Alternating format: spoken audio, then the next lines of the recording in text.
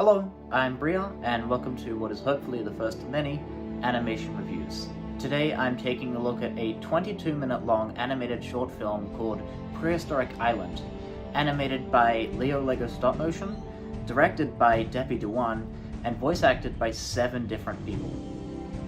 It's 22 minutes long, and at 15 frames per second, 22 minutes is nearly 20,000 frames of animation. For a free-to-watch project, put on YouTube and animated by a teenager on a minimal budget, that alone is something to be applauded.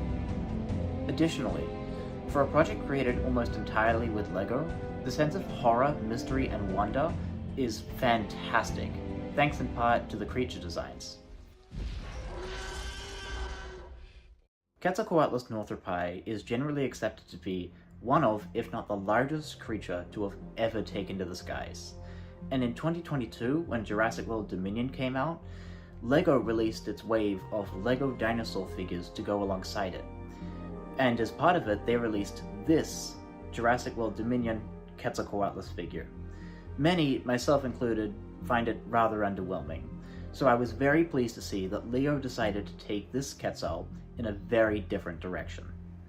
Leo's Quetzalcoatlus isn't just bigger, but it's covered in fluff just like the real animal that reacts to the story that happens around it. Additionally, it has far more articulation. It has thin but articulated limbs. It has a jaw that is double jointed. It even has an articulated eyeball. I must unfortunately point out that the neck has become loose since the filming of the project has ended. However, if we just look at it within the context of the story, I think it's perfect. Lastly, I'd like to touch on the 2 tyrannosaurs that have been given lips in this video.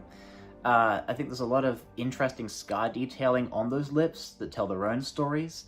Perhaps they've been biting each other's faces, as seen in various dinosaur media. Or maybe they've got them from being in combat with the Quetzalcoatlus. We don't know, right? But I think it goes a long way to add realism to the 2 dinosaurs. As a brief summary, the story is about a team of photographers who travel to an island off the coast of Perth to take photos of what they believe to be birds. Of course, when they get there, they realize what is actually there are dinosaurs and various other prehistoric animals, and they must now attempt to escape. While I don't think this plot idea is particularly unique, the execution of it I think is fantastic. A bold choice was made to not show any dinosaurs on screen up until about the 12-minute mark. And while I think this choice was certainly risky, I think it was the right choice because it allows the audience to become familiar with the characters on screen, so that when they may or may not die, you never know, later in the video, the audience actually feels that tragedy, and it's not just some, shocking moment like, oh no, the character died, oh no, boo-hoo, like, there is actual weight to that moment when it happens. Voice acting is a challenging thing to manage. I've done it myself many times, so I'm fully aware of that, and I'm personally friends with Leo, so I'm going to be a little biased when I'm talking about this here, and I'm going to give him a little bit of leeway because of that. But I've watched him go through this process many times, and I saw him here, he was struggling a little bit,